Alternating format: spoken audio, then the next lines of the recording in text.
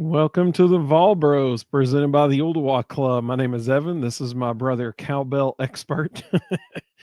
And we are two Vol Bros who are actually bros in real life. And as always, speaking of the Ooltewah Club, really just awesome place to be. Tonight they had a build your own burger bar event that people could go to. Um, can't recommend it enough. The ooltewahclub.com. You'll find out everything you need to know about it from that place right there. So, uh, appreciate Rustin joining us on the road again tonight. Absolutely huge show. We've got men's and women's basketball to talk about. We've got obviously football to talk about. Uh, if we get to it, I mean, there's college football playoff talk we can talk about. And major announcement today: Bob Kessling is retiring after this season. Um, obviously, has spent his life dedicated to serving Volunteer Nation, and so we obviously wish nothing but the best for Bob. Be interesting to see who they go get to replace him. Rustin tweeted out earlier that this is an opportunity to go get Mike Keith, so maybe that could happen. I'd say there's a chance if the money's right, but I mean, he's got a pretty sweet gig right now. So, real quick, Rustin, what did you think about the men's basketball game Monday night? It was about what I expected. I'm curious to see what's going to happen with Darlinstone Dubar. There's Yep. some personal issues going on there. So I'm curious to see what ends up happening with him. They badly need JP Estrella to get healthy. He's very limited right now.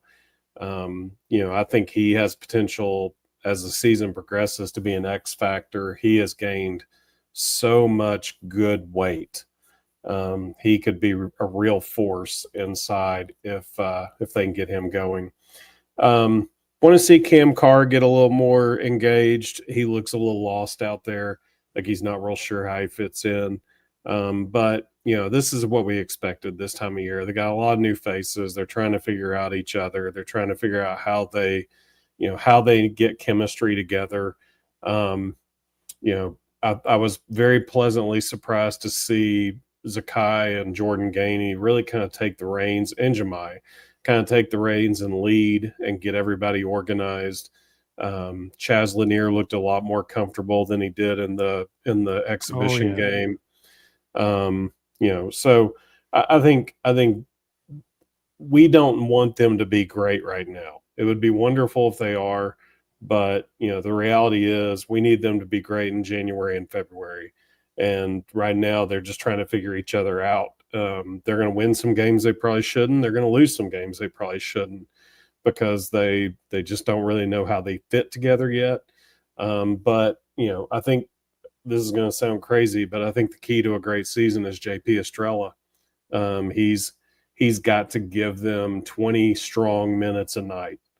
And if he gives them 20 strong minutes a night to go along with Akpara, they've got some weapons in the backcourt that can really propel them. Yeah, I agree. People are like, well, they didn't blow them out. Well, they kind of did, but the win is a win, especially first game of the season, especially when you win by like a substantial margin. Mm-hmm. I think the main thing, like you said, the first thing you said is really the main thing that everybody needs to be taken away from Monday night. And that is if and when they get Darlinstone Dubar back. They will not win a national championship without Darlinstone Dubar. Won't happen. They need his versatility. They need his offensive prowess. They need him. And so that is the biggest thing. And I mean, it sounds like the ball's in Dubar's court. No pun intended. So I hope whatever's going on, it gets out, all worked out very soon, and he's back out there on the court. Some of the comments that have already come in, like you said, I hit the like, but we need more cowbell. Just said, evening, bros. Hey, it's good to see you, Likey. James, how's it going, buddy? Welcome in. He said, what's up, Vol Bros? Lady Vols are looking good so far. The competition hasn't been much, but a win's a win. So we're about to talk about them here in just a second. Yeah, that's an understatement. Lincoln Pork said, dropped a like. I'll share y'all show. Appreciate that. He said, have a great show. Thanks for stopping by, buddy. If memory serves correctly, I think he was an Oklahoma fan, but I could be wrong. But welcome. I'm glad you dropped by. TK, good to see you, man. Jared, welcome, buddy. He said Cade Phillips played more than JP, which I thought would be the other way around. Yeah, JP was hurt. And so they actually didn't even know if he was going to play or not. And apparently he texted Rick Barnes right before the game and said, I want to play. Barnes was actually complimentary of that. He thought it was a big step in the right direction for JP, a little bit of a growth moment. They weren't expecting him to even dress. And he, he changed his mind and said, no, I want to push through it and play. So he was on limited minutes, but they were just happy that he showed some mental toughness and said, okay, I'm not going to lose my opportunity here. So that was actually a huge positive. Felix Okpara actually was also apparently injured during the game. He was playing injured. He has apparently a pretty serious hip pointer injury, and he was playing through it. And Barnes was very complimentary of Felix after the game as well for toughing it out. Tony said, welcome, Tony. Good to have you. He said, Kessling's retiring after basketball season. I met him. He's a good guy, just not a great football announcer. Yeah, I personally wouldn't mind a little bit of more homerism and, when we hear, but he's obviously certainly a professional. He's done a phenomenal job for literally decades. So, wish him nothing but the best. They've got good options. They could go Mike Keith. That would be a home run in my opinion. If he doesn't want to leave the Titans, they could go Jeff Jarnigan. They could go down to Alabama and hire Roger Hoover. You got a former Vol in the announcer booth in Alabama. Roger's an excellent announcer and probably would like to come home. So they've got good options. Rhonda, welcome. We're glad you're with us. Mississippi Vols said, good Thursday evening, guys. Have a good week. Really ready to see us take on the bullies. It's been a wonderful, wonderful week. So we hope that all of you have had a great week as well. We're both alive and healthy, and so it's hard to complain. Mississippi Vols said, can't wait to see our ladies take on Middle Tennessee on Tuesday. If you remember, they beat us last year, and they usually have a solid team. Should provide somewhat of a test for us. So Tuesday's going to be awesome. MTSU is very good. They're very well coached, and that's going to be a fun game to watch. Let's see here. Elijah, welcome, buddy. Good to have you with us. Greg, welcome. Good to have you. He said Lady Vols got pressed tonight. It's good for them to be tested like this. Yeah, we're going to talk about the Lady Vols here in just a minute. Rhonda said I didn't get to watch the game. You got to catch me up, so we will. Eric, welcome, buddy. Good to have you. He said, what's up, Evan and Rustin? It's glad you're with us, man. So Lady Vols, they're now 2-0. They absolutely dominated from start to finish their game Tuesday night against Samford. Tonight they play UT Martin, another massive point differential win. Rustin, what have you seen from the Lady Vols so far that has you excited about this season? Everything. This is not to be effusive in my praise of them, but everything. This is exactly what I've been saying for 2 years. I wanted to see. This is where the women's game is going. It is a up-tempo, full throttle, shot volume game, and let the athletes be athletes, and coach them well, coach them how to play in space, but then let them go. And that is Kim Caldwell. It is so impressive to watch them. They're playing 14 girls every night. On any given night, we have 4 or 5 different girls in double figures, and it may not be the same 4 or 5 from night to night. They're rotating 5 at a time every 2 and 3 minutes, which for those of you who don't know what it is, that's the Grinnell system, the Grinnell College system. It's a D3 system that dates back 25 years. And the whole principle is you press, make or miss every possession. You aren't afraid to give up layups because you're over pressuring, because you can create so many extra possessions that you will outscore them no matter what. They talked about it tonight during the game. Coach Caldwell's philosophy is they want to have 20 more shots than the other team. Tonight they had 40 more. They are creating 20 to 25 turnovers a night. They were only I think it was 9 of 38 from three tonight, but they still won by 40 points. They had their worst shooting night so far and put 90 on the board. It's unbelievable. And what I love more than anything is all five girls are flying to the boards. They killed UT Martin tonight with offensive rebounding. I mean, it was just, they talked about, Tennessee shot 9 of 38 from three, but every time you miss a three, it's typically a long rebound. And because they all fly to the backboard, they get every long rebound. And I bet they had 25 to 30 second chance points tonight on layups off offensive rebounds. It is so fun to watch. They do such a good job already with defensive rotations and their presses. They're running 4 different presses. They're constantly switching. This is what I've been begging to see for 2 years. So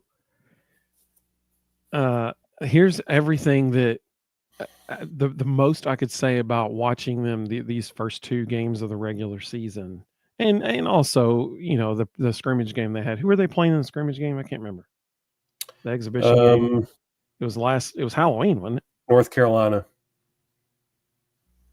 Yeah, and then there's one after that on Halloween. Well, that was the opener. That was or was it? Hang on. No, that was an exhibition game. Because we were at your house when we turned it on. That's right. I can't Carson remember who Newman. They were playing. That was Carson Newman. That's who it was. Yeah. Carson Newman. That's it. So having watched that and having watched the 2 regular season games so far, there was one possession tonight where, and just like Rustin said, Coach Caldwell has made it very clear that they want to get as many shots up as humanly possible and as quickly as humanly possible. She said, we want to get a shot off in the first 10 seconds of the shot clock. Well, here's everything I could wrap up everything about what I've enjoyed about watching them so far in this one thing. Tonight, they came down the court. They set up in an offense, swung the ball around the perimeter one time. And I remember thinking, man, this is a long possession. Like, how weird is that? You said they hit 9 threes, and a lot of times people be like, dang, that's a pretty good night. You hit 9 threes, and they're like, wasn't that great? And I'm like, what in the world? I mean, who says that? And so, well, they missed 29, but exactly, it created a ton of second chance points. Exactly. I mean, that's what's so bizarre. It's a totally radical, total transformation of what we typically think of when we think of not just women's college basketball in general. And so much like in 2022, when we see Heupel's, in 2021, even when we see Heupel's offense going so fast and we're like, man, they're getting the plays off so fast.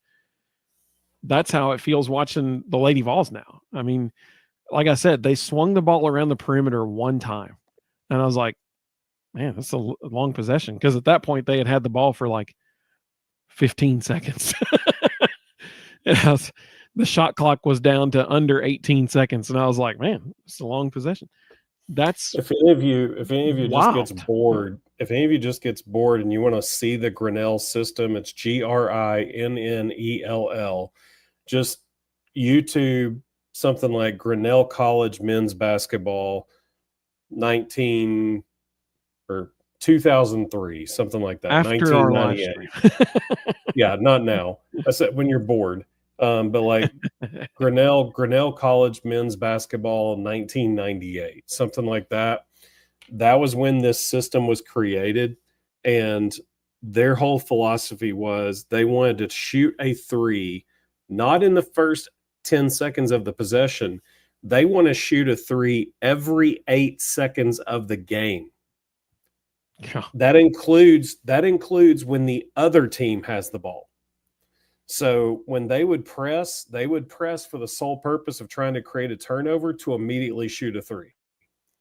And they used to score, I'm not exaggerating, you can look this up. They used to average 140 points a night. They invented this system. They won multiple Division III national championships running this system, and then everybody started copying them, including Nate Oates at Alabama. So, if you want to see some just crazy videos, check them out someday when you're bored. I mean, it's definitely not boring to watch, that's for sure. And so it's going to be a fun season all year watching the Lady Vols play, because I mean it's nonstop action. It is nonstop, so it's a lot of fun. It's a lot of fun. Some of the comments that have come through, James and Mississippi Vol let us know that it was Carson Newman. I appreciate that. Let's see here. Elijah said, Alagi said the Lady Vols are impressive. Absolutely. We took 84 shots tonight. It's a 40-minute game. That means we were getting up 2 shots a minute.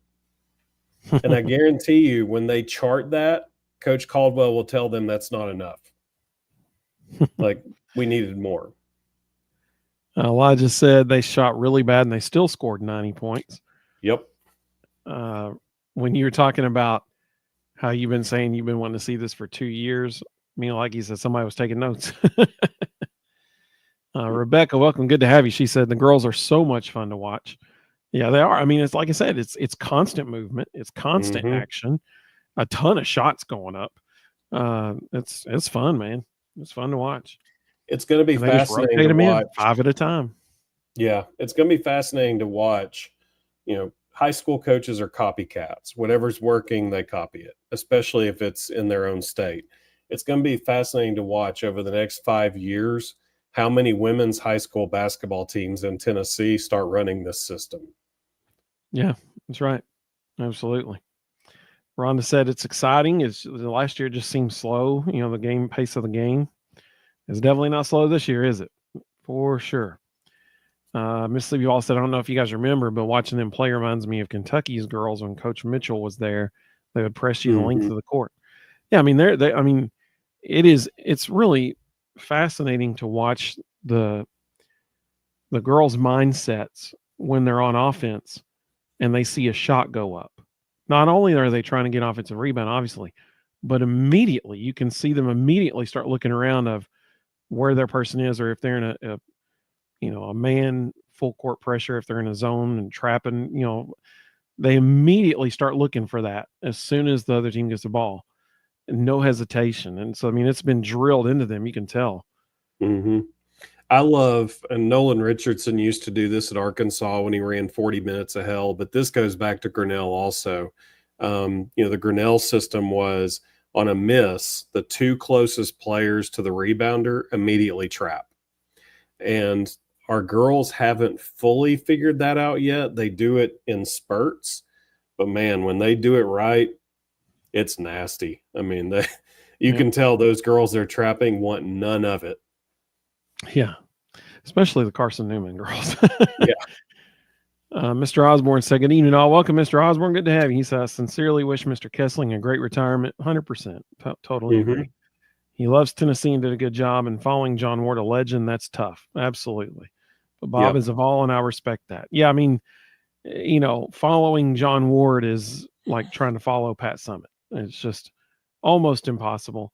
And Bob did a phenomenal job as representing our university. I still think to this day my favorite Bob Kessling thing was when he did the commercial with John Ward, when John Ward decided he wanted to go work at the auto mechanics store, the shop, and that was hilarious. Let's see here. Greg said the Lady Vols look like they're having fun doing it too. Getting up and down the court, shooting so many shots. Yeah. How could you not? I mean, you're going to play. Like there will never be a night this year when you're warming up going, man, I hope I get some minutes tonight. You're going to play the same amount of minutes every single night, regardless of the opponent. So, Yeah, they everybody all, is. right. They all know they're about to play major minutes. They all know they have a green light for anything. If you see an open shot, she actually talked about it. Nia Butts did the play-by-play tonight, Lady Vol, and she said she was talking to Coach Caldwell before the game, and Coach Caldwell told her that they've really been hard on Talasia Cooper in practice because she's not shooting enough. Okay. Talasia Cooper's She never led the seen team a in shot. scoring last game. Right. Talasia Cooper's never seen a shot she doesn't like. And they're telling her in practice she's not shooting enough. What girl isn't going to want to come and play in that system? Wait, you're telling me Yeah. there's literally no shot that's off limits? I can take anything. You know, Z Spearman tonight had about a 25-footer. She was wide open. She knew she was open. That's a 6'2" center. She was like, I'm wide open. So she hoisted the thing. She almost knocked it down. It rolled out on her. But you could tell they've been in practice told, if you're open, you shoot, period. I mean, when you think about it, I guess it just makes sense. It's a game of percentages. I mean, if the more shots you take, I mean, statistically speaking, Yeah. the more, I mean, clearly the more points you're going to score. So the Grinnell system, the only shot outside of a three that was allowed was a layup. If you took a pull-up jumper, you were immediately coming out of the game. Because it was either we're taking a three or we're getting a wide open layup. Nothing else is allowed. And their philosophy, and it's Coach Caldwell's philosophy, we're okay with giving up a layup on defense because that means we get the ball back and get back up the floor quicker. And the number of threes that we make will outnumber the number of layups we give up. So we'll trade every one of those threes for twos. It's just a different way of thinking, but the math works. The analytics are there. Like I say, Grinnell won multiple national championships doing this. And every school that has run their system has won at a high clip, including Kim Caldwell. So it's just the numbers work. Speaking of Grinnell, Elijah just said that he thinks he remembers seeing that they had something like 133s in one game. They shot 133s. That's correct. In one game. That would have been a bunch of shots. Yeah, that would have been one of the teams, like I say, like 98, 99. Those were their two best teams. But those teams used to, on a normal night, would shoot 100+ threes a game. Mr. Jones, welcome, buddy. He said Rocky Top, Winnipeg. Nice. I like that. Greg said, all that playing time should certainly help with recruiting. You're going to play. It's a great point. Absolutely. Look at the recruiting they're having right now. Like the best players in the country are all tweeting about their visits to Tennessee. They've had some huge names on campus. Rebel Jew, welcome, buddy. He said, go Vols. Pneumonia sucks, but go Vols. Man, I am so sorry that you have pneumonia. I am so sorry. There's a lot of that going around in our neck of the woods right now. I am so sorry that you're having to deal with that. I hope you have a very quick recovery and that you get totally healed up from that. I'm so sorry. Oreo Puppy Dog, welcome, buddy. He said, I can't believe it's time to watch the movie Hoosiers. It is. It sure is. Eric asked a great question. He said, what channels do the Lady Vols usually play on? So the first two games have been on SEC Network Plus, or essentially the ESPN app. Yeah. It hasn't been on regular TV.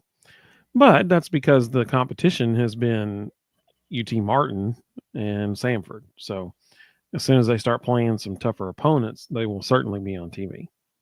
So tonight they played 12 girls because they've got one injured, and Destiny Wells got in at the end of the game tonight, but she was banged up. They just wanted to get her a little bit of run just to start working her back in because she's also injured.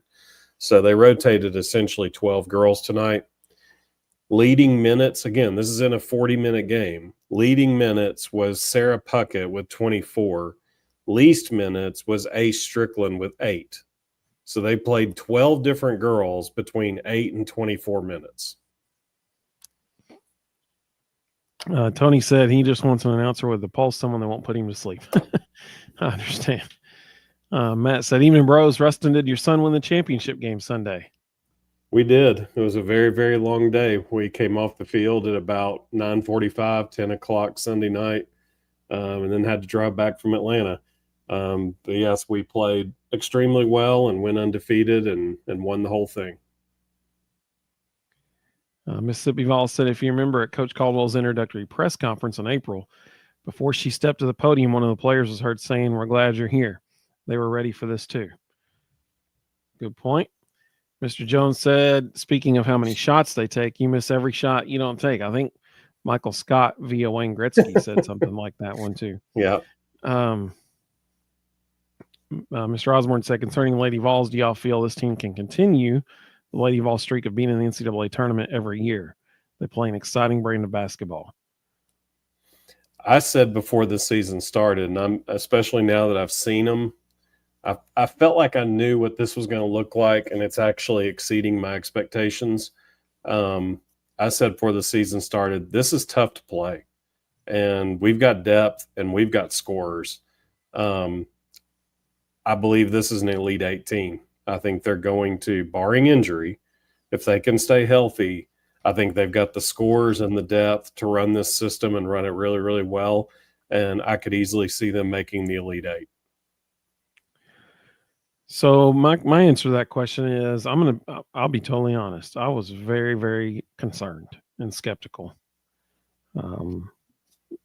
coming off of the end of last season, because when Kelly got fired, they barely made it in the tournament last year. When Kelly got fired, I was like, man, this could be a rough year upcoming. You know, Kim's got to bring in all new people. I hope it doesn't end the streak, but it could. Having watched them play 3 times now and having heard what they did, we didn't get to see the North Carolina game, but having heard what they did to North Carolina, I'm way more confident now than if you'd asked me 2 weeks ago. I am light years more confident now that they will continue the streak of being in the tournament. Any AP voter who does not have this team in the top 25 hasn't watched them play, because the eyeball test, they pass by a lot. This is a legit contender. When you've got, Talasia Cooper, Jewel Spear, Ruby Whitehorn, Samara Spencer, I mean, they can just come at you in waves. And those 4 by themselves can go get a bucket anytime they want. It's the pieces around them, Z Spearman, Sarah Puckett, Jillian Hollingshed, like the pieces around them at any moment can go get a bucket for you. They're fantastic role players. I still say by Christmas, Jillian Hollingshed's going to have a massive role in this. I think right now she's trying to figure out where she fits in. But I have seen her with my eyes for 4 years in a row and watched her in an up-tempo system. And I think Z Spearman has adapted a little faster than Jillian has, because Miami ran an up-tempo system where Spearman came from. But I think as soon as Jillian figures out where she fits into all this, she's going to start being a major factor too. But they are just, there's a lot of talent. Greg said, speaking of your championship victory Sunday night, Greg said congrats. Matt said congrats. Rhonda said, oh, wow, congratulations. Let's see. Elijah said also RIP Ben Herbstreit. Whatever they play about on game day is going to make me emotional, for sure. My wife has never met that dog, but my wife loves that dog. And when I texted her today to let her know what had happened, she was distraught about it for a little bit. She was like, oh no. She wouldn't even, I texted her, that it had happened. And then I also took screenshots of Herbstreit's tweet and I texted her. She wouldn't read it. She wouldn't read the tweet from Herbstreit. She's like, I can't read that. Make me too work. Get to me too much. She loved that dog. So yeah, I'm sure that they'll do something on game day this week. Definitely. There's no way Herbstreit's going to hold it together on air. It's not going to happen. If they're smart, they'll let him leave the set for a little bit and do it when he's like walking to another segment. Yeah, Um, for sure. Yep. Tony asked if we saw his question. I did see your question about Cam Seldon, but since it's a really good question, I'm going to wait till we're talking about football here in just a second. Mr. Jones said trifecta: baseball, football, basketball repeat. I mean, that'd be great with me. Sign me up. Jonathan, welcome, buddy. He said, "Good evening, bros. Glad I could catch the show live. Hey, we're glad you're here too, man." Big Valdaddy said, "Airing a bit late, but how about John Wilkerson to replace Bob Kessling?" A lot of people have mentioned that. The only problem there is basketball season and baseball season overlap. So what do mhm. you do in that situation? But a lot of people have mentioned John Wilkerson's name. That's why I felt like if they couldn't get Mike Keith, in my mind, the next logical person would be Jeff Jarnigan, because baseball and football will never intersect. So Right. Mississippi Vols said, "I agree, Russ. This team will go further than people, including myself, originally thought." Mina Laggy said, "Congratulations on the victory to your son's baseball team." Green Wave said, "Vol Bros equals winning." I like it. That's right. Mississippi all of a sudden, just think, guys, we're still in the what Coach Caldwell calls the ugly part right now. They will get better and become more comfortable. I think in December, January, they will really take off. That's a really good point, because that's what yep. I mean. That's what she said in all the press conferences she's done. So you're right. And that's Um, again where I think some people like, well, even Ace Strickland, like Ace looked better tonight than she did 2 nights ago. She definitely has figured out where she fits in with the group that she's on the court with. Jillian Hollingshed, like I said, as soon as she figures out how she fits into all this, you're going to see her really take off, and it'll make Z Spearman better. Like there's so much opportunity in this roster. It's really impressive. Green Wave said Brian Rice would be a good voice for the Vols. You got that same issue with basketball, though. Yeah. Let's see here, because women's basketball and now he's doing women's basketball, but if he did football and basketball, you got crossover time frames there. Elijah said his sad Ben was a young dog. Yeah, he's 10 years old. Apparently he had leukemia and lymphoma. Did not realize that until today. Yeah. Mr. Jones with maybe my favorite comment of the night.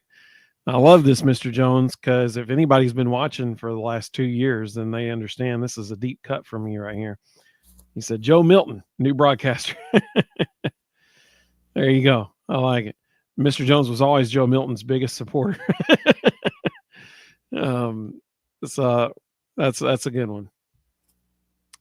Matt said, so no one wants to talk about it, but is Coach Caldwell even going to be coaching during the NCAA tournament, just having her first baby and all? So if memory serves correctly, I think she's due late January to mid-February, somewhere in that time frame. Yeah. So if that's the case, then it'll be a month after she's given birth. I think she'll be back by then for sure. She's already said she will be. She's just going to take the minimum amount of time off. And I don't know if you noticed tonight, during timeouts, her assistants are doing everything. She's letting them already handle everything, preparing for when she's gone. So I don't think you're going to see any difference at all. Greg asked a really good question. He said, how will someone like Don Staley or South Carolina approach this style of play? It's going to be fun. Dawn Staley wants to play fast. She wants to run. So her philosophy is going to be, we're going to play fast and outscore them. And it's going to be an absolute shootout. They're going to be flying up and down the floor, hoisting shots every 5 to 10 seconds. It's going to be a heck of a game to watch. Both teams legit over 90 points, probably. Easily. VFL in Texas said, late but here now. Welcome, buddy. Good to have you. Big Val Daddy said, yeah, but couldn't they get someone to replace John in baseball? At the end of the day, Mike Keith seems like the most logical and best choice. They could get somebody to replace Wilkerson in baseball, but you also got to consider, would he want to leave baseball? Because he loves it. And he is the man at calling baseball games. Mike Keith, we both agree with you, would be a home run. But can you get Mike Keith? That's the problem. That's the big question. If he's sick of watching Will Levis, he might be willing to do it. Yeah, that's true. That's true. Mississippi Vols said someone mentioned baseball. Judging by the performance in the Orange and White series, we have even more guys who are excellent at the plate. For They sure. are loaded. Yep. This team, I hate to say this out loud already, but this team might actually be better. It's nuts. Green Wave said, got to give Brian Rice props. Went to grade school together. That's what I'm talking about. That's very cool. Brian does a great job. I mean, he's really good at what he does. So, I mean, like, if they wanted to move to in his direction, he'd be there for a long, long time. It'd be certainly a solid move for years to come. He would be the next voice that people remember for generations of being the voice of the Vols. Yeah. Tony said, I've been sick for about 12 days, 3 doctor visits, 3 different meds, still not feeling good. White blood count's been high, but still watching my favorite podcast. But Tony, we appreciate that, man. I am so sorry you're not feeling well. I hope you and Rebel G both of y'all, hope y'all get better soon. A lot of stuff going around right now, so much stuff. So really hope you're okay and you heal up real quick. Mr. Jones said Peyton Cast Vol edition. I mean, if we want to do a Vol Bros Peyton Cast, if he wanted to join our show, we'd let him. We'd get him a T-shirt too. Let's see. I mean, like he said, her sister went to the same grade school. That's cool. Mr. Jones said they should go get Inky Johnson to be the play-by-play guy. Let's see. VFL said, do y'all think Tennessee would be interested in John Tay Cook? Anytime somebody's in the transfer portal, there's a reason. And I think they'll definitely kick the tires, because anytime a 5-star wide receiver goes in the portal, you need to pay attention to that. But you have to also ask the question, in a system like Texas, where athletes are allowed to be athletes and receivers play a lot of snaps, why didn't he work out? What was happening behind the scenes? What's the baggage? Like, why did he end up in the portal? And so, I think they'll kick the tires. I think they'll definitely try to find out the full story. But, sometimes no matter how talented the guy is, it's not somebody you want in your locker room, and you have to find out what the whole deal is. Eric asked a really good question. He said, Evan Rustin, do y'all think this Tennessee team with Coach Caldwell's system and then figuring out how to play it the right way, do you think they can compete with South Carolina and LSU? What do you think, Rustin? I think that South Carolina is probably a little more skilled 1 through 12. And so in a track meet game with them, I think they have an edge. I'll be honest, I don't think LSU can run with them. I think LSU would try to turn it into a slower game and try to play half court. And I would be very interested to see. LSU, I don't think, has the depth to play the way they play. So I think it would be a fascinating game to watch, and I wouldn't be surprised at all if they outscored them. So I think it's a fantastic question, and I think the answer really is the way that Tennessee is trying to play now. It is a great equalizer and neutralizer of teams who are better than them skill-wise, because they are going to do 2 things to try to level the playing field. One, make the other team's life miserable when they have the ball on offense, because they're going to be pressing them the whole game long and just rotating people in and out. And number 2, can they get up enough shots that the statistics work out for them and they're able to put up more points? So those 2 things by themselves are a neutralizing force. I think what we will end up seeing, and I could be totally wrong, I hope I am, but I think what we're going to end up seeing, like when they play South Carolina, who knows, maybe even when they play LSU. Yes, Tennessee is going to get up 80 to 90 shots in that game. But because they're taking shots so quickly, that does give the other team the ball more times as well. And so I think those two games, you're going to see extremely high scoring games by both teams. Clearly, Tennessee's going to score a lot every game. Clearly, that's going to be the case. But I think you're going to see, since those other teams are so skilled, you're going to see them scoring a ton too. The question will come down to is just, can we hit more shots than them before the last buzzer? I do think it is difficult to imagine a scenario where this Lady Vols team gets blown out by like 20 points or more, because I don't know how the other team could get up enough shots to do that and outscore them that bad.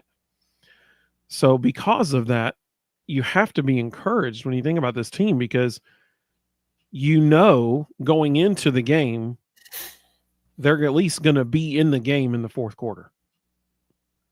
So that has to be encouraging to people watching the Lady Vols, because they certainly will not get blown out by anybody, because numerically speaking, mathematically speaking, they can't, the way that they're playing the game, unless they just go absolutely stone ice cold from the floor.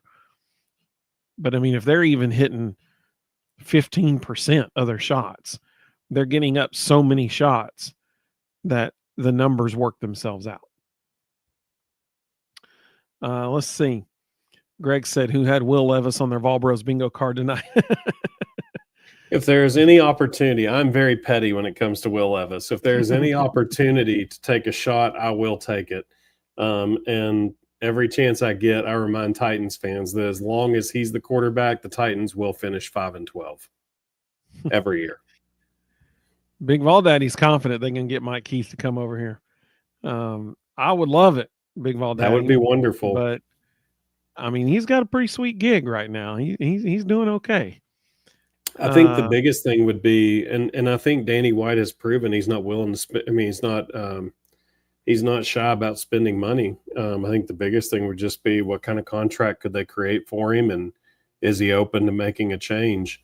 Like I say, he may be getting sick of watching Will Levis and Mason Rudolph every week and be like, yeah, I'm out. Yeah, exactly.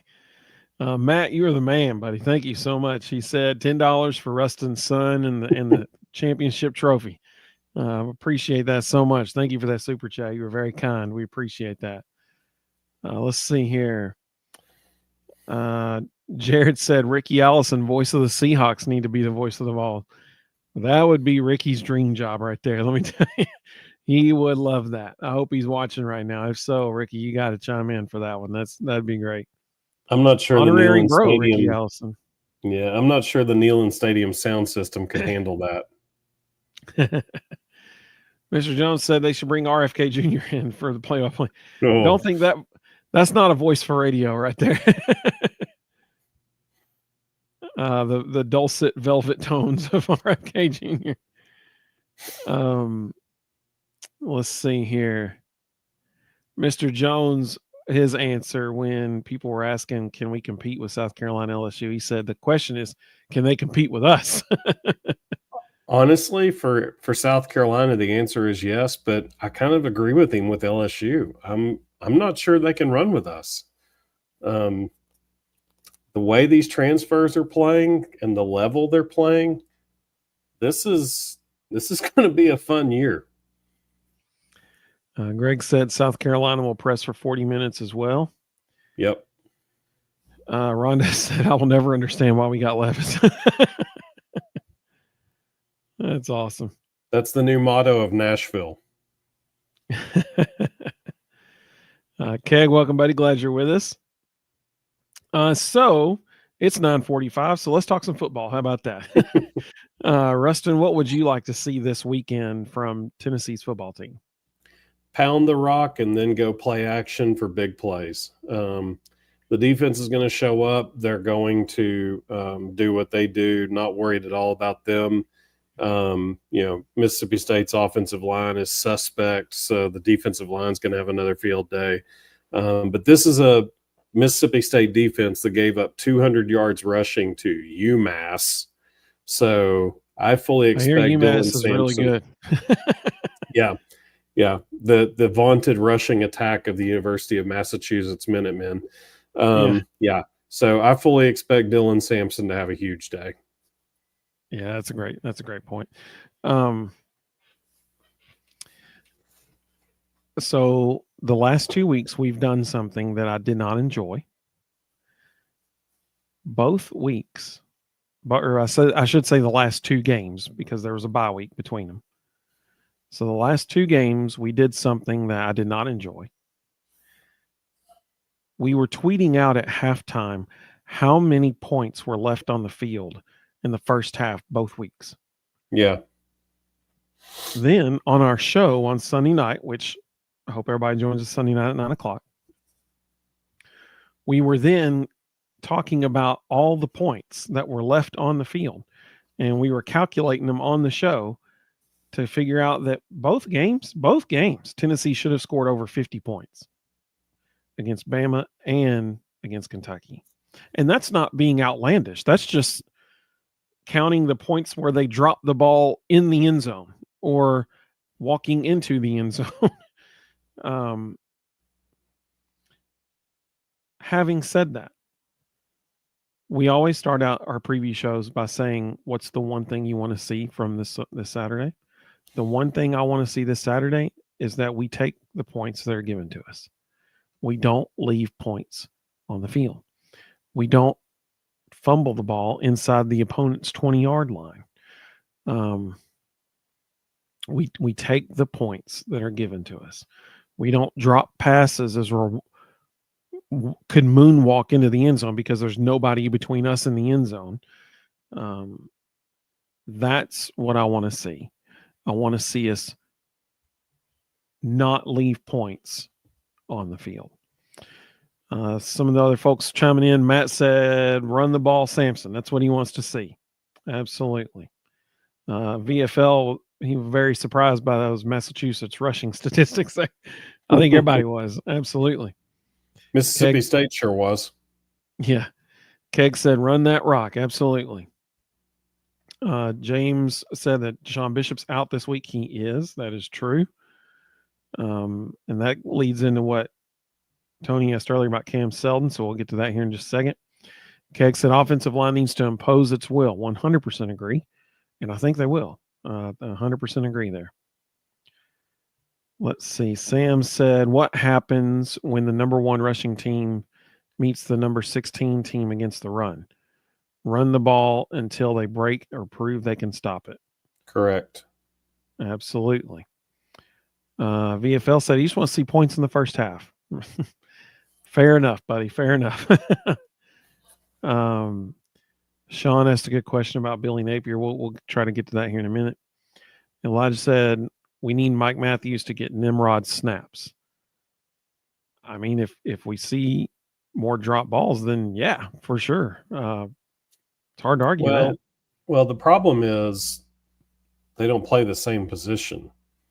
Your better chance would be if Chris Brazel moves inside and gets Chaz Nimrod snaps because they have repped him there, and Mike Matthews gets snaps at the outside. Mike Matthews, I don't think Mike Matthews has learned the entire offense yet. When you watch when he's out there, they are running very specific plays. And I think he's learned pieces of the offense, but I don't think he's fully aware of everything that he can possibly do. So I misunderstood VFL in Texas's comment earlier. He was talking about how Toledo beat the brakes off Mississippi State earlier this year. They did. Yeah. They beat them 41-17 on September 14th. So they did beat them pretty bad. Let's see. Mr. Jones said, I want to see not a 50-yard run first play given up by our defense. Yeah, amen, brother. And that leads right into Greg's question. Greg said, I asked last week if we might come out complacent or overconfident. Same question for this week. So here's my answer, and I'm going to base it off of what Mr. Jones said he didn't want to see. Because last week in that first drive, it took a play or two to wake up Tennessee's defense. I don't think that happens this week because they even admitted it after the game in the press conference. They said we weren't fitting our run gaps well. They knew that they had left plays out there because that they were being over aggressive or over pursuing and not fitting their gaps well. So I think they fixed that this week because here's what I'm not in Knoxville right now, but I have to assume that the way the coaching staff is approaching this week is we have to play flawlessly this week to prepare for next week as well. Like we need to go out this week and perform flawlessly, execute flawlessly, so that when we walk into Athens, we are 100% confident in what we are doing and our ability to do it well.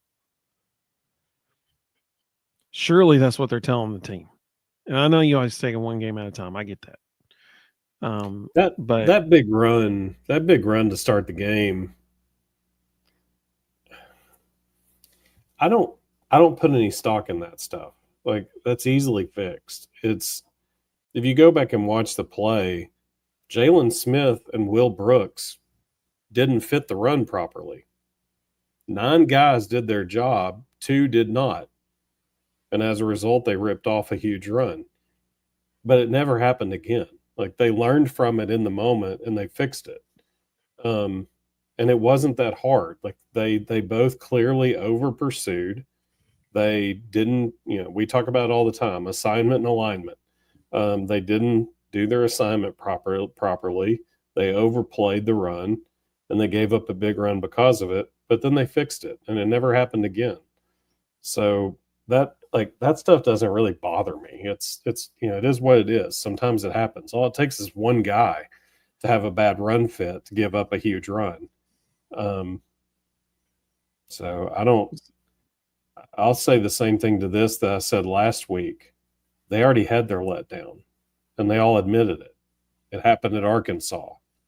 And I think this is a mature team. I think it's a veteran team. They all admitted that they had a letdown in Arkansas, and I don't think it'll happen again. So SEC football is asked, how don't you look ahead to Georgia? Am I wrong? So obviously it is human nature to look ahead to that game. However, once again, surely the coaching staff is letting them know this is a playoff elimination game. Like, let's be totally clear.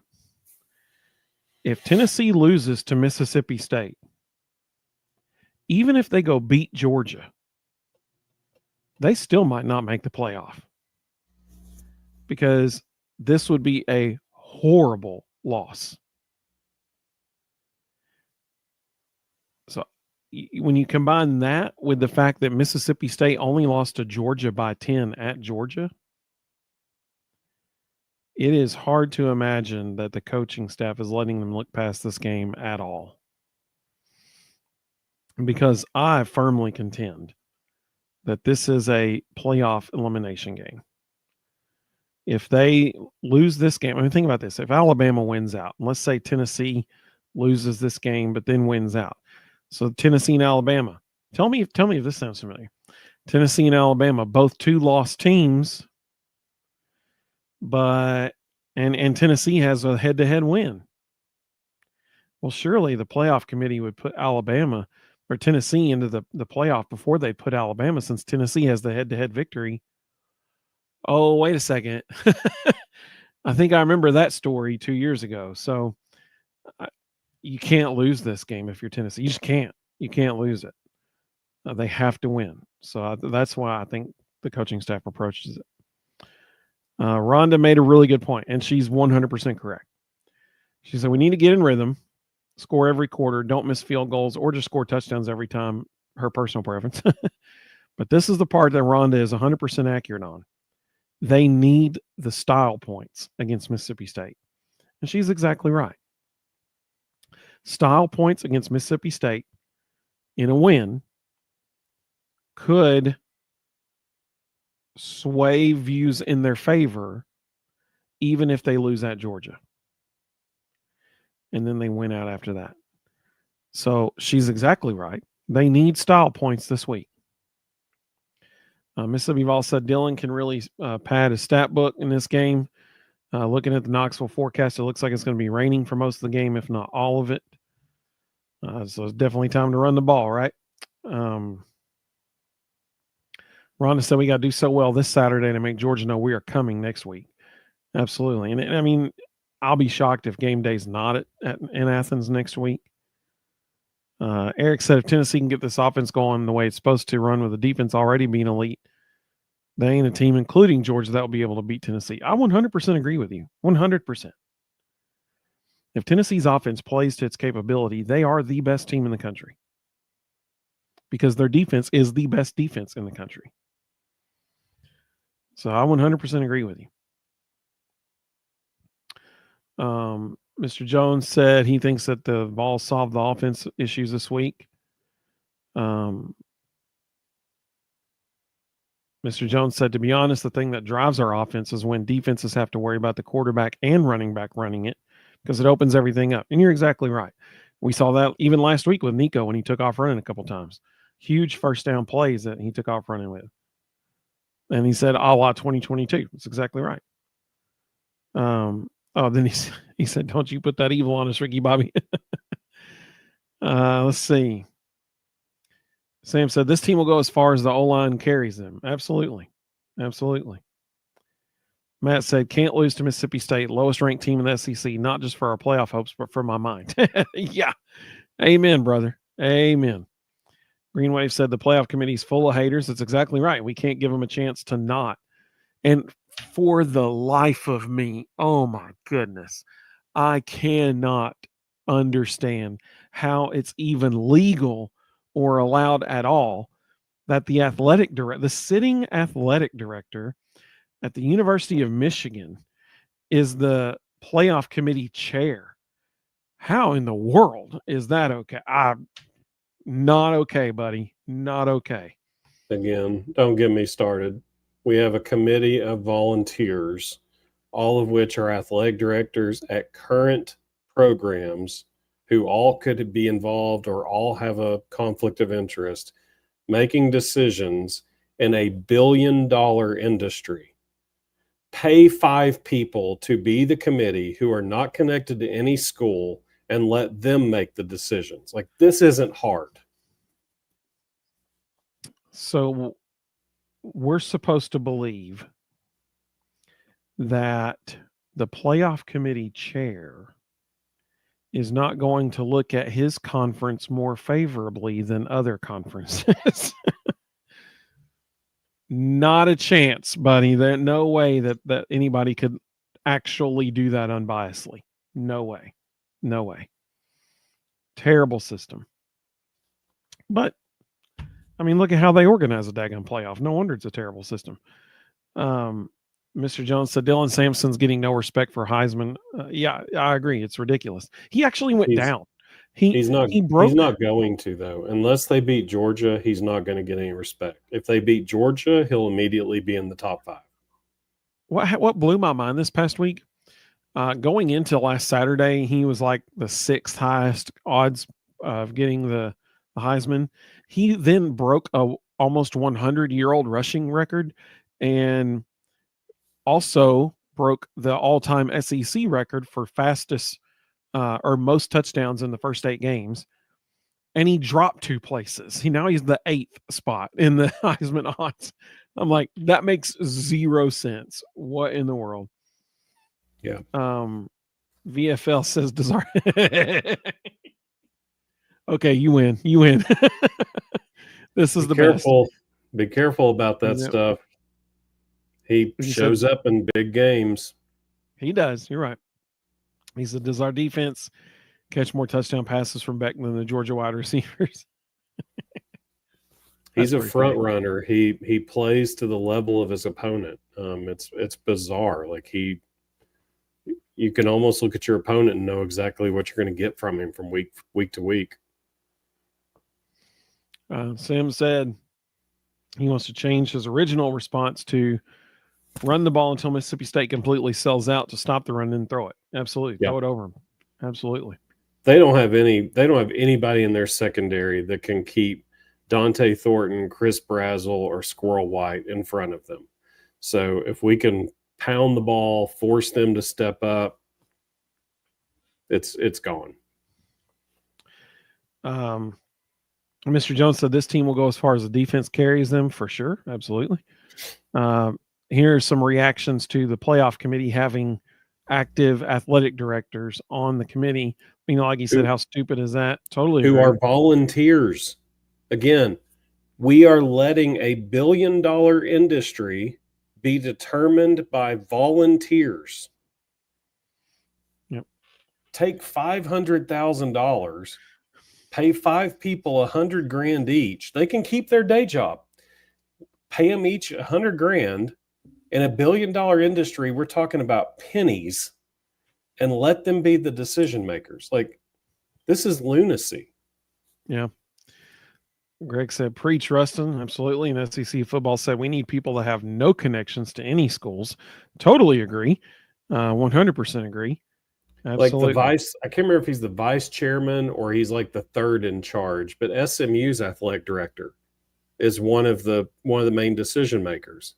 Well, they could be one of those fringe teams that's right on the border of getting in or not, and their athletic directors in the room. Like that, it's insane. Which they are. They are the bubble team right now. I think they're 12th right now. They're either 11th or 12th. I think they're 12th because I think Bama's 11. Or no. Boise State is 12. Yeah, Boise got the at large. And then SMU's 13th, I think. We'll have to look it up. Like they are legit on the bubble right now. Keg said if we went out with 4 1-point wins, we go to Atlanta. You're exactly right. Hey, all that matters the next 4 weeks is that at the end of the game, Tennessee has one more point on that board than the team that they're playing. That's all that matters. If they do that, they're in the playoff. Bottom line. I'm okay with 3 1-point wins and 1 1-point loss. I'm good with that. That would also get them in the playoff. If Georgia beats Ole Miss this weekend and wins out, Georgia would have to do their part in that situation too. Let's see. Mina Laggy said, well, they're consistently anti-Tennessee. That's true. Let's see. Green Wave said Mississippi State can't hang with the Vols. Mr. Jones said, I believe Nico will run wild versus Georgia. Maybe Heupel is holding that ace up his sleeve. Maybe. I don't think so. Yeah. Let's see. VFL said he'd be on the committee for $100,000. Mm-hmm. Green Wave said the same thing. There's a lot of influential people who, if they could keep their day job, if they're an executive at a sports agency or something like that, or an attorney at a sports agency, there's a lot of people that for a contract hire would go be on that committee. Yeah, like you said, it's lunacy that they're letting these sitting athletic directors be on the committee. Eric said even Georgia fans are freaking out about Carson throwing so many interceptions. Mm-hmm. Yes, they are. They were also freaking out the year they won the last national championship because Stetson Bennett wasn't throwing enough touchdowns. So I wouldn't put a whole lot of stock in fan rage. Sam said he'd do it for $100,000. But the Big Ten won't get a lot of teams in the playoffs if he's doing it. Greg said, you're asking a lot for me to root for Georgia this weekend. I know. But listen, last week was a great week for Tennessee because Iowa State lost. That was a big, big deal. That is a big deal for Tennessee. There are now 2 teams that every Tennessee fan needs to win out. One of them is BYU. If BYU wins out, which I'll be shocked if they don't because their schedule is really easy from here on out. If BYU wins out and then they win the Big 12 championship game, BYU might probably be the only school from the Big 12 that gets into the playoff. Yeah. That is extremely important for Tennessee because we do not want Iowa State or Colorado or Kansas State. They're pretty much done now anyway after getting lost to Houston. Mm-hmm. But Iowa State's still out there on the fringe. So is Colorado. We don't want one of those two teams somehow sneaking their way in, especially the Big 12 championship game. Because if one of them beats BYU in the Big 12, then they're automatically in. And then somebody's getting knocked out because one of those two teams will have just stolen a spot. So we want BYU to win. We want BYU going into the playoff 13-0. That's what we want for BYU. The other team that I hate to say it, sounds bad, sounds terrible, but I hate to say it. The other team that we want to win is Georgia. We want Georgia to win every single game they play, except against Tennessee. But if they do happen to beat Tennessee, which Tennessee might very well go down to Athens and beat them, but if by some chance they do go to Tennessee or they do beat Tennessee, if they have won every other game, they're not going to drop below probably number 2 or 3 in the polls by that point. And so that helps Tennessee because a loss at a number 2 Georgia or something like that will not knock us out of the playoff, especially if BYU finishes 13-0. So those two teams are the two teams that if we want Tennessee to be in the playoff, those are the two teams that we need to do really, really well over the next few weeks. Matt said it makes him want to vomit, but he agrees. Yeah, I understand totally. Let's see here.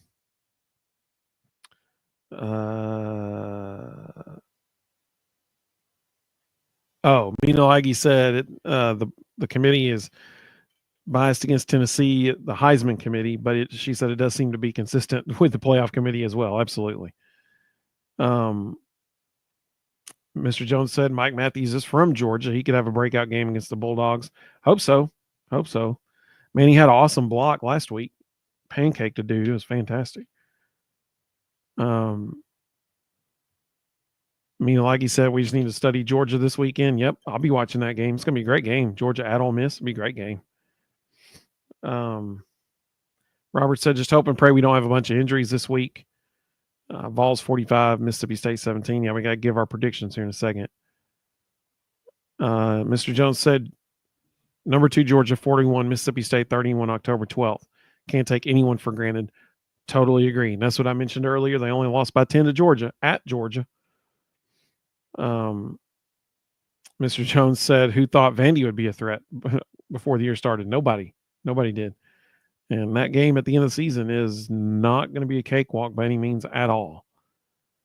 TK said, how long has it been since Georgia lost a game at home?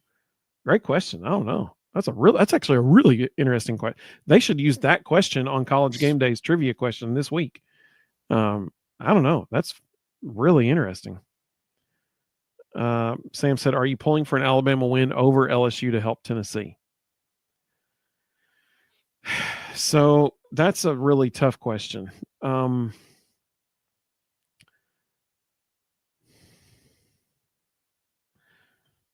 There's more to that question than what you're saying there, because at this point, neither one of those teams winning helps Tennessee.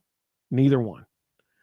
Because the more Alabama wins, the more the committee likes them.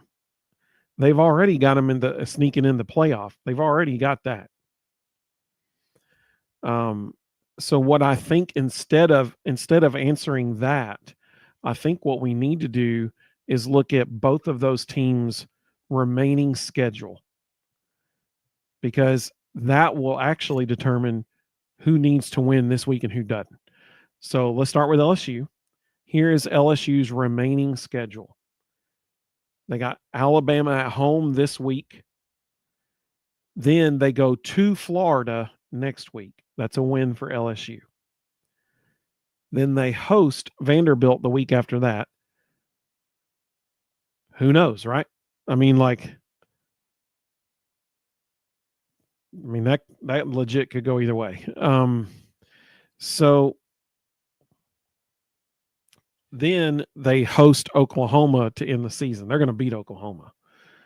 So Vanderbilt has potentially one loss with or LSU has potentially one loss with Vanderbilt. But if LSU loses to Alabama, they will most likely finish the regular season with 2 losses in the SEC. So if Alabama beats LSU, then their season, the rest of their season is they host Mercer. There's a win. They go to Alabama or to Oklahoma. That's a win. And they host Auburn. That's a win. Listen, if Alabama wins this weekend, they're probably in the playoff. Because I don't think the committee will drop them because they're Alabama. They'll be a 2-loss team. They'll probably stick at number 10 or 11, and they'll be in the playoff if they win this weekend. So because of that, let's say LSU wins this weekend. If LSU wins this weekend, they're still a 1-loss team. Then all of a sudden, all of All Nation has to pull for Vanderbilt to beat them 2 weeks from now. So when you look at it like that, the winner of Alabama LSU this weekend has a really, really strong path to be in the playoff. So I really can't say I want either team to win, because whoever wins, it's going to be hard for them to not end up in the playoff. And that doesn't help Tennessee at all, either way. The only scenario, Alabama's not going to lose after this weekend. They're not going to lose to Auburn. They're not going to lose to Mercer. They're not going to lose. They're not going to lose at Oklahoma. So the only way for that game this weekend to benefit Tennessee is for LSU to beat Alabama, and then for Vanderbilt to beat LSU in 2 weeks. That's the only way that Bama LSU game benefits Tennessee this weekend. Any other scenario, it does not benefit Tennessee at all. So I guess if I had to pick, I'm going to say go LSU, and then I'm going to say go Vanderbilt in 2 weeks. Because all I care about is I just want Tennessee in the playoff. That's all I care about. Let's see. Tony said, I don't care who it helps. I want LSU to stomp the Gumps. Matt said 42 straight home wins for Georgia. Just looked it up. Yeah, their last one was 2019. They lost. They were number 3 in the country, and they got upset 20-17 against South Carolina. So it's been 5 years since they lost at home. That's a long time. Greg said LSU wins and they play Texas in the SEC championship game. So that's a very likely scenario, yes. Because Texas is probably not going to lose again either. The only really chance Texas has that they might lose in the next few weeks is the very last game of the season at Texas A&M. That's really the only chance they have of losing. So if both LSU, if let's say Tennessee wins out, for the sake of argument here. Let's say Tennessee wins out. They beat Georgia. Tennessee finishes the season as a 1-loss SEC team. Then that means that LSU, Texas, and Tennessee would all be tied with 1 loss for first place in the league. So then we got to get into all those crazy scenarios that we talked about back in July, all the rules that the SEC released of tiebreakers. At that point, you tell the other two, hey, y'all have a great time. Enjoy Atlanta. and you take a week off I'd and hope. enjoy your guaranteed spot in the playoff while they go beat each other's brains in. I mean, that would be honestly the best scenario. Honestly, that would be the best. Green Wave said Georgia Dogs can't hang with the Vols. Yeah, I think they can. I hope we beat them, but I think if we beat them, it's going to be close. So just to refresh everybody's memory, there were 5 tiebreaker rules. The 5th one was a coin flip. And if those 3 teams, Texas, LSU, and Tennessee, if those are the 3 teams that end up with 1 loss, we automatically know that we're immediately starting at the 2nd tiebreaker because the first wouldn't apply. The first is how they played against each other head to head. Well, none of those 3 teams played each other this year. So we're automatically starting at the 2nd tiebreaker. It's going to be a mess. It's going to be a mess. And let's not be, let's not overlook the very real possibility that there is a scenario where there are 8 teams tied for first place, all with 2 losses in the SEC in 4 weeks from now. That is a very real possibility. I don't think it'll happen, but it's possible. At this point, I'll be shocked if there's not at least 3 teams with 1 loss tied for the first place at the end of the season. I would love for there to be a 5 or a 6-way tie for first place. That would help. That would help speed the train along to eliminate the SEC championship game. Yeah, it would. You're right. Sam said, I heard them talking about Ole Miss's availability report. There was like 80 people on it. 26. Absolutely. He said he heard Kiffin is using it to say, I told you he was hurt when they go down on the field for an injury. 100%. No, he's not wrong. That's absolutely what Lane Kiffin is doing. He's listing a bunch of dudes on his 2-deep chart on defense so that when one of them has to drop, he can claim ignorance and go, well, we were playing him injured. That's 100% what he's doing. Green Wave said Vols equals strong. Yeah, Matt said 26 on it. Like he said, go Tigers.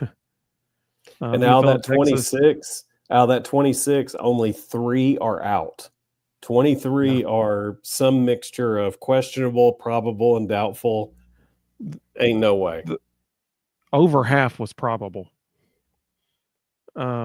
He's 100% covering himself for when they have to fake injuries. And you got to give him credit. It's pretty genius. Oh, Matt gave us the breakdown. He said 7 were questionable, 11 were probable, 5 were doubtful, and 3 were out. Yep. Minalagi said a coin. Yes, the 5th tiebreaker rule is a coin toss. The one before that, the 4th tiebreaker, was how your SEC opponents, the average conference winning percentage of your SEC opponents. So by the time it gets to the 4th tiebreaker, it's not even in the team's hands that are in the tie anymore. It's how their opponents played against other SEC schools. It's a mess. It is a mess. And the easiest way to solve it is get rid of the SEC championship game. Mr. Jones, you're using too much logic. He said, shouldn't 11-1 beat 10-2 if they're tied with a 1-loss conference record?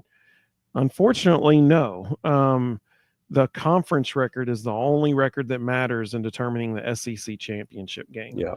So, yes, if LSU wins out, they would be a 1-loss or a 2-loss overall team, but they would only have 1 loss in the SEC.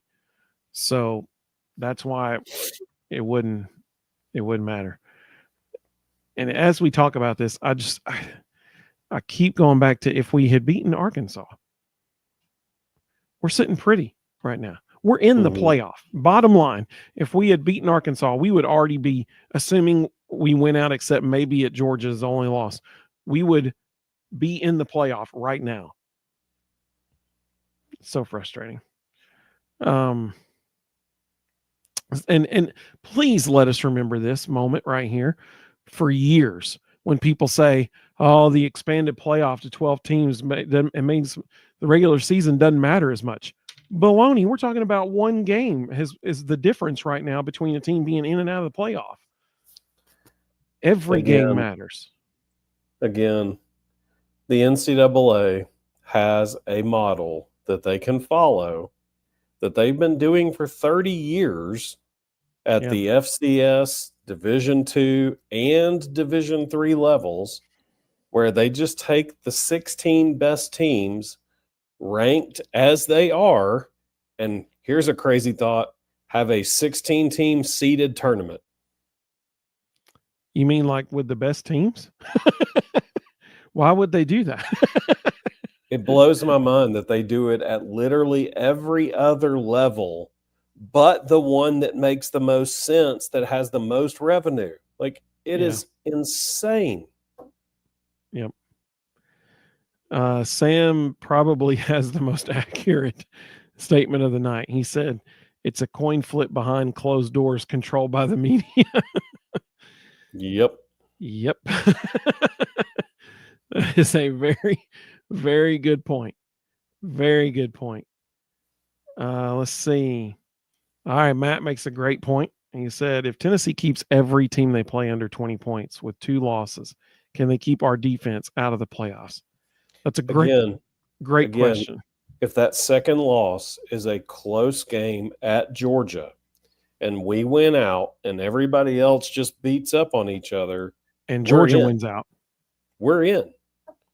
And Georgia wins out. They will. If they beat us, they'll win out. We're in. I agree. It's that simple.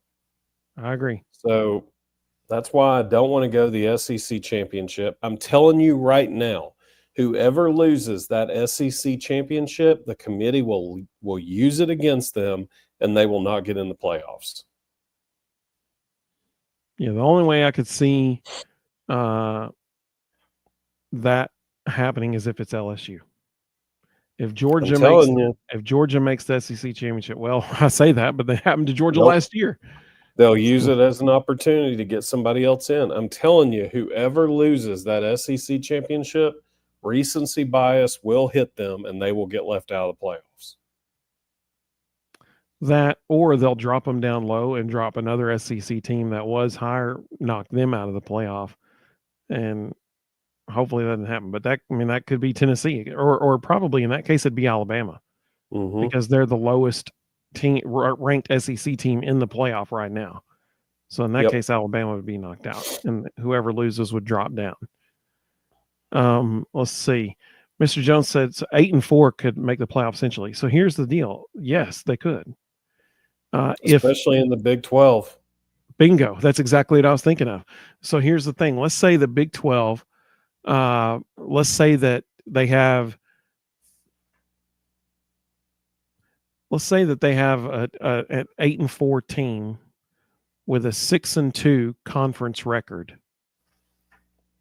And an 8-2 conference record and an 0-2 out of conference record, because they played like 2 really good Power 4 teams and they lost those games.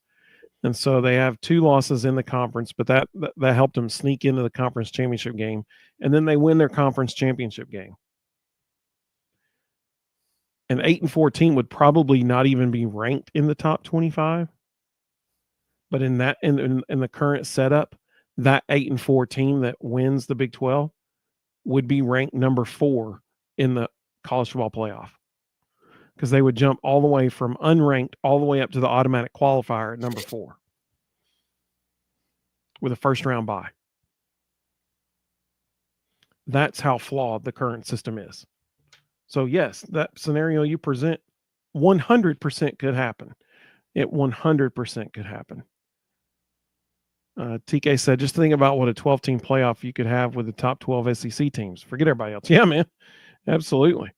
Absolutely. Green Wave said, The crappy thing is Boise State plays absolutely nobody on the rest of their schedule. So they're going to get that number 12 spot. Yeah. And they have no business getting it. But what makes it even worse is when Army upsets Notre Dame next week and wins out and are undefeated, Army's going to get left out of the 12-team playoff because a Boise team who played a crap schedule is going to get in ahead of them because they were ranked earlier in the season. in the preseason, yeah. And if that Boise Exactly team right. played Army, Army would beat the brakes off of them. Green Wave said, when I wake up, we did beat Arkansas. I have to Google it for it to be false. VFL said, I really don't see Tennessee not making the playoff, even with a loss at Georgia. It just depends on what all happens with other teams. And it's the Big 12. I'm telling you, the Big 12 can really mess some stuff up. They can really play spoiler to a lot of teams. Let's see. Sam said Tennessee needs to show improvement on the offensive side of the ball to compete for the championship. We should get into the playoffs. VFL in Texas said Boise State would be number 4 in that scenario. I don't think so. If you're talking about if a lower ranked Big 12 team, I don't know. That's an interesting. The question then becomes: are the top 4 seeds reserved for the Power 4 conferences? Yes. You're never going to convince the committee otherwise. Until they change how they do that, the top 4 are going to be the 4 conference champions. Mr. Jones is already planning dark mode for next year. So Mr. Jones, our VFL in Texas said the top 4 seeds are not reserved for the. So I don't know. That's interesting. You can say that. They can say that. We all know what reality is. It's about money. It's about conference alignment. It's the independent is never going to get one of those top 4 spots. It will always be the Power 4. Sam said, this is the new inclusive playoff selection process to not hurt anyone's feelings and have national participation. Yeah. Fred, welcome, Fred. Good to have you. He said, Vols should be getting more credit for winning second halves. If Vols get up 2 scores in second, they're likely going to win. Yep. Let's see here. So I guess it's prediction time because it's about 10:30. Yes, definitely. So, Rustin, you will go ahead and give your prediction. Everybody let us know your prediction in the comments. We've already had one that said 45-17, Mississippi State loses. So, what's your prediction for Saturday, Tennessee, Mississippi State night game in Neyland? Because of how awful Mississippi State is against the run, I think this is finally the week we break out mostly on the ground, not in the air. I think Dylan Sampson's going to have a huge day. I think we score 10 every quarter, and we win 40-17. 40-17 is your prediction. All right. My prediction, it is supposed to rain a whole lot. It's supposed to be a rainy day. Therefore, I think that we certainly rely on the ground game much more. But listen, if Massachusetts can run the ball downhill all day long against Mississippi State, then we can certainly run the ball against Mississippi State. Mississippi State's offense has been playing very well as of late. Scoring some points, man. Scoring some points. Problem is their defense can't stop the other team's offense. So because of that, I think we see Mississippi State put some points on the board. I do think the rain actually helps our defense, though, because we have the number 1 rushing defense in the country. And they're going to have to run the ball. So I say they get close. They get so close to that magic number 20. But close, no cigar. So I'm going to say 32-17 Tennessee. That's what I'm going to say. Because, well, no. That math didn't math. Hang on. I'd say that's a weird number.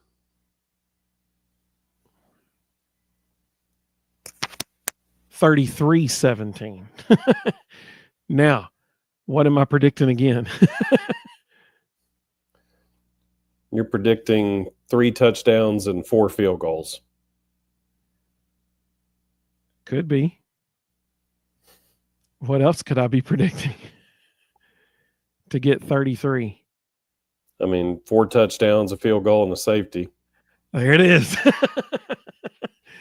So I predicted. Let's think about last week because I almost nailed it last week.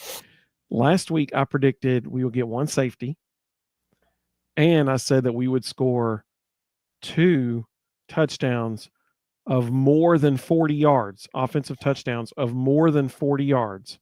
And dadgummit, we dropped 2 touchdown passes of more than 40 yards. I like Mr. Jones's version, 15 safeties and a field goal. There you go. That's what I'm talking. There you go. So I almost nailed that offensive prediction for last week because I said on Thursday, people can go back and watch. I said a week ago tonight that we would score 2 touchdowns, offensive touchdowns of more than 40 yards.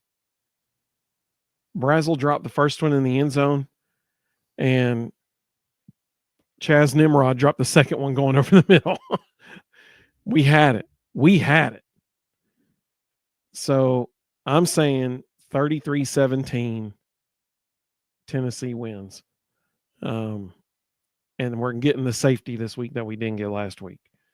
I think that's what's going to happen. Good Jackson Ross punt pins them inside the 5, and our defense goes to town stopping the run, and we end up getting a safety out of it. That's what I'm going to say. Let's see. VFL in Texas said BYU's ranked number 9, Boise 12. It's possible Boise can jump them if BYU loses. Then if BYU doesn't lose, if they just win out, they'll be undefeated. Matt said after the Oklahoma game, at the game, I was screaming at Samson, "You the man." He ran up to me, dabbed me up, and said, "No, you're the man. Thank you. Still haven't washed my hands. Still bragging." I love that. That's amazing. That's fantastic. Jonathan said his score prediction is 46-10. I would love it if Tennessee scores that much. They should. They should score that much because they should have scored that much the last 2 games. Fred said 38-17 Vols. I think that's probably a really good prediction, actually. That's probably right on it, actually. Sam said Peyton Lewis will have a good game. Absolutely. VFL in Texas said 35-10, the good guys. I think it's a great prediction. Like he said, 47-17. Hey, there you go. That'd be awesome. Matt says it's going to be a close one, 31-24 Vols. That very well could happen. Hopefully they keep them under 20. Greg said we haven't scored over 28 since Kent State. You're exactly right. TK said 38-20 Vols. Mr. Jones said 52-17 Vols. And listen, that's not outlandish. That could have. It should have happened the last 2 weeks, last 2 games. So they should have scored over 50 points the last 2 games. They literally dropped passes in the end zone that cost them that many points. So Michael Van Buren, if you take away the UMass game and just look at the games that against SEC opponents, Michael Van Buren, their new quarterback, is 0-4. In those 4 games, he's thrown 4 interceptions. So there's good odds he's going to throw one to us. But probably what's more interesting is in those 4 games that they've lost, they're averaging 23 points a game. So you have to imagine against our defense, which is the number 1 defense in America, you could at least take 1 touchdown off the board. So there's good odds he's only going to score about 16 if he's really on. So the other thing that is a bad sign for Mississippi State, he's a pocket passer. He's not a runner. In a game when it potentially is going to be messy and wet, you need a quarterback who can go get you some yards. He can't. So the defense can sell out to stop the run, get after him, and rely on the DBs and linebackers to cover. So I don't see this matchup being a positive for the Mississippi State offense. I think they're going to really struggle. Totally agree. Sam said Mississippi State's offensive line will have trouble with our defensive line. Rodney says hit the quarterback. Absolutely. Mr. Osborne said historically Mississippi State plays Tennessee tough, so I'm cautious here. And that's totally legit because Arkansas historically plays Tennessee tough, and we saw what happened. He said, however, I'll go with 35-17 Vols. What a change of paradigm. Yeah. When Jeremy Pruitt, Butch Jones, Derek Dooley, name the whole list, when they were coaches, if we said we were cautious and they always play us tough, the next line would have been 20-17. You have them doubling Mississippi State's score and saying you're being cautious. Like, it's nice being a Tennessee Vol fan right now. what a change of perspective. Yep. When we're saying, man, we may not have a great week, we're probably not going to break 40. It's just, it's nice, isn't it? It's nice. It's so funny. Sean said 35-14. Samson breaks in the SEC 20 touchdown club. Agree with that. He will this week. He absolutely will. Let's see. Matt said, who would have guessed 28-18? Greg said, what's the bluey smoky phrase this week? Well, we'll have to wait to see what happens in the game. That's a surprise. It's always based on the moment. Vols Titans 8 said 38-21 Vols. Milaghi said 49-17. Let's see. Mr. Osborne said, it won't surprise me if this game is closer, though. They play the Vols really tough, except for 1990 in Starkville, and we won 45-3. I was there. It was hot. Mr. Jones said, Will Brooks gets a pick six and reaches the end zone this time. There are no burners on the Mississippi State defense. So, yes, he has a chance of outrunning them. So, Rustin, I think we're going to have the same answer to this. I skipped it by accident, but who are we going to be talking about as a player that had a really good game? Dylan Sampson. Totally agree. So with that being said, Tony asked earlier, have y'all heard anything about Cam Seldon? What have you heard about? Saturday. There's definitely rumors out there that he has gone to the coaching staff and said, I'm out. I want to preserve the red shirt. Don't play me. That happens. It's the reality of the portal.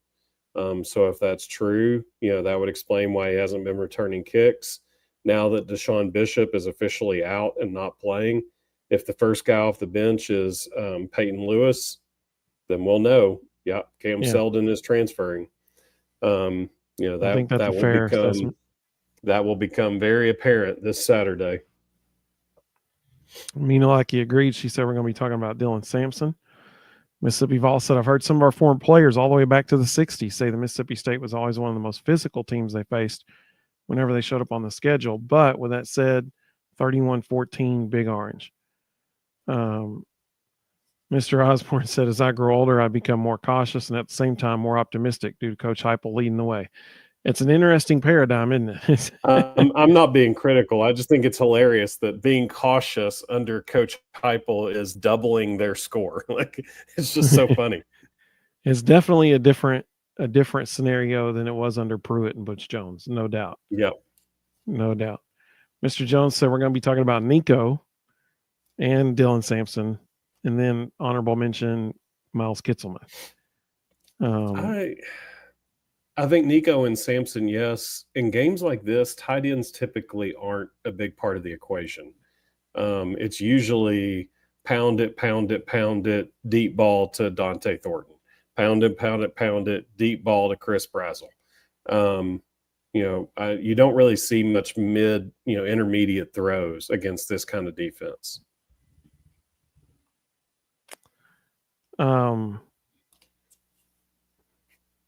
Rustin, any other thoughts before we wrap up for the evening? Nope. Looking forward to Rick Insell, MTSU women's basketball, playing the Lady Vols on Tuesday.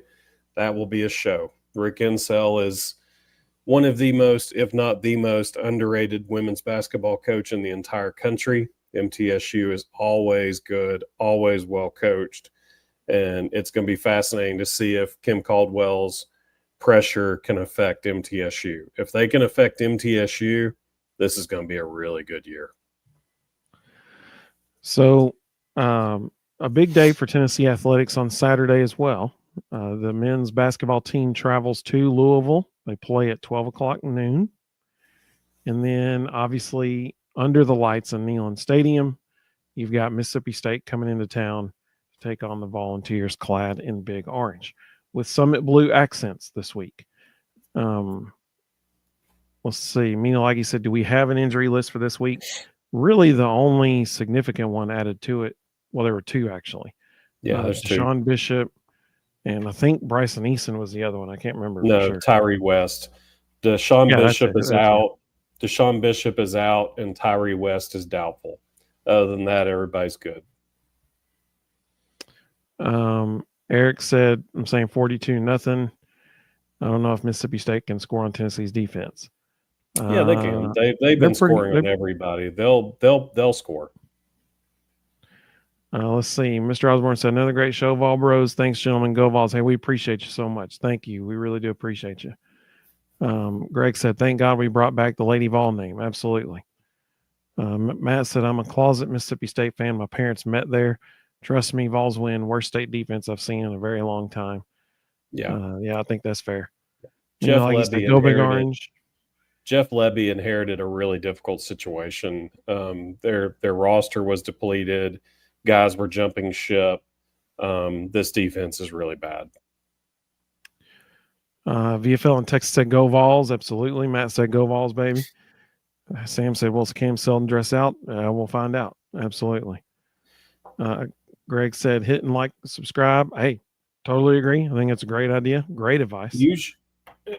I don't think we can gauge what's going on with Cam Selden by if he's dressed or not, because typically what happens in these situations, he's still on scholarship. So, let's say game starts. Obviously, we don't want this to happen, but let's say Dylan Sampson tweaks his knee on the second play. And, all of a sudden it's Peyton Lewis and Cam Selden. There's typically a mutual agreement of, okay, we're not going to play you and we'll let you transfer at the end of the year unless we get in an emergency situation, in which case we're burning your red shirt and you're going to play because we're still paying for you to be here. Yeah, absolutely. Absolutely. Rhonda said, go Vols. Let's keep getting that W. Absolutely. Like you said, I love this show. Hey, we love you too. We appreciate you joining us.